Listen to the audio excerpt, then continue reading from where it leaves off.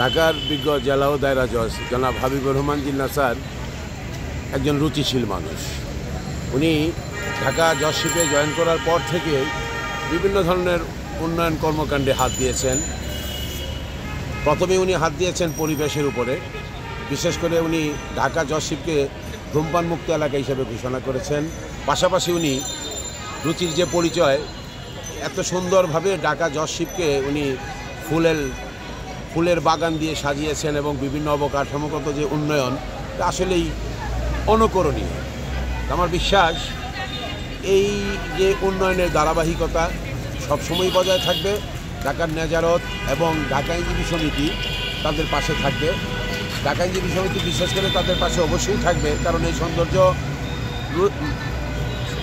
সৌন্দর্যতা আসলে মনের পবিত্রতাও বাড়িয়ে দেয়।